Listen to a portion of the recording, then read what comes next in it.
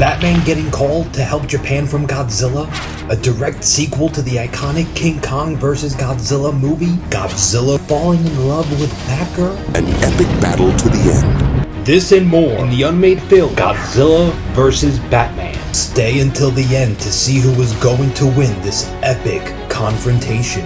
But first, the movie's origin. It was an initial idea proposed by Godzilla writer Shinichi Sekizawa, who wrote the initial version, which was followed by an updated script written by an unknown American author. At the time of its inception, Batman's popularity was dwindling, although saved by the Adam West Batman show. Godzilla, however, was gaining worldwide popularity, especially after its crossover with King Kong. Toho, the studio behind the Godzilla films, were eager for another American property crossover. Do you blame them? By the time the script was ready, the producer for the 1960s Batman show declined to have the movie made. This might have been due to the steady decline of the show's ratings. Let me know in the comments if you would have liked to have seen this made. The film would have begun with Batman saving Barbara Gordon and Commissioner Gordon from life-threatening tidal waves. Officials in Japan called Gotham City's police and request the help of Batman and his associates. Unwilling to stand by as millions were being threatened, the Bat family heads over to Japan. It was initially believed by both Japanese officials and Batman that the tidal waves were caused by a machine, but they actually learned they were created by a mind-controlled Godzilla. During a reconnaissance mission, they come face to face with the beast. Godzilla was destroying the city, engulfing it in flames. Thankfully, the city was already evacuated due to Batman and associates, but Batman and Robin almost get caught in the flames and narrowly escape with the help of the Batcopter. After seeing what they were up against, they watched footage from an earlier Godzilla sighting where he battled King Kong to learn more about their opponent. The heroes learn that Godzilla is going to attack Osaka. They quickly travel to the city on train because why not capitalize on their modern public transportation? Unfortunately for the Bat family, the moving object becomes targeted by Godzilla. Batman and Robin jump into the water and Batgirl lies unconscious on the ground. Godzilla picks her up and is enamored by her beauty.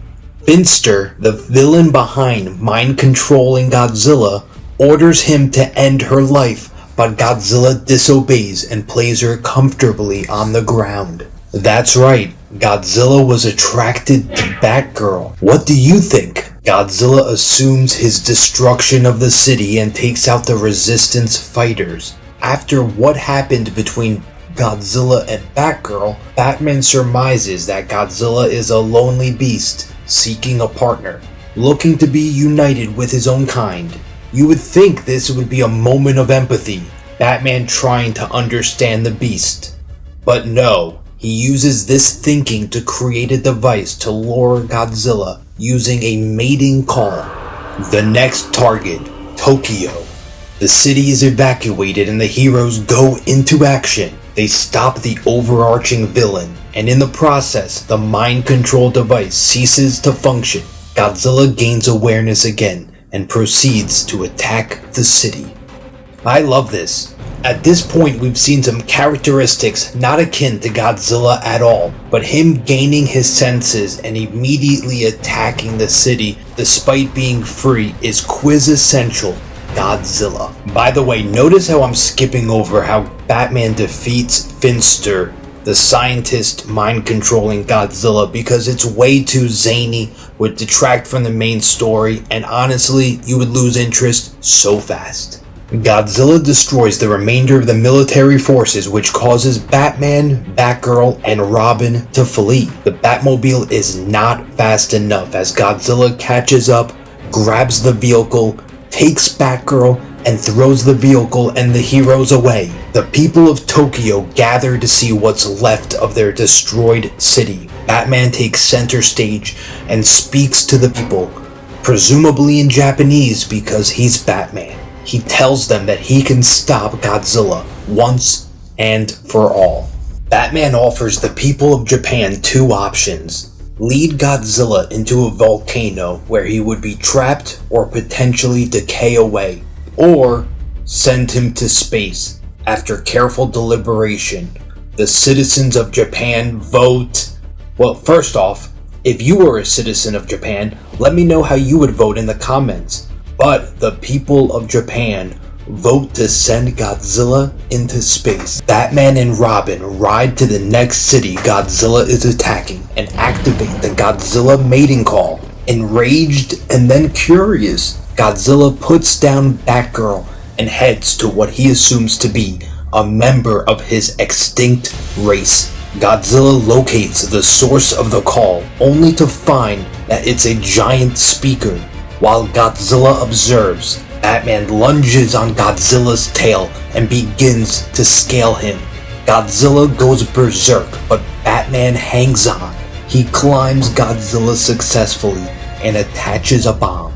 Batman glides off of Godzilla and the bomb goes off, incapacitating him. First off, let's assume that we're talking about sleeping gas or some type of nerve gas, because we're talking about an indestructible level Godzilla. This one has taken on the military time and time again, even in this very own script. And remember, this is a direct sequel to King Kong versus Godzilla, where he is seen as an incredibly strong kaiju. And without a doubt, a single bomb would not be enough to take him down. So again, let's assume this is not an ordinary bomb. While Godzilla is down, the Bat family ties the rocket to him. The rocket launches and there is suspense on whether or not this could work. While the rocket ascends, Godzilla wakes up, but not in time to interrupt, and he is sent to space. So the winner is Batman. The movie ends with a celebration and the world is safe from Godzilla forever. Batman and Godzilla have a lot of unlikely parallels. They both go through waves of serious and darker films and lighthearted, campier versions. Will we ever see this crossover on film or TV? With Batman and Godzilla officially meeting for the first time in Justice League vs. Godzilla crossover, as well as knowing their long past, nothing is impossible. They have reached and amassed popularity with several generations of TV viewers and moviegoers. They both have dedicated fan bases who want nothing more but more content with their favorite character. Like the video, subscribe for more content like this. You have no idea how much this helps channels like this create more content and faster. Let me know what you think about this story in the comments.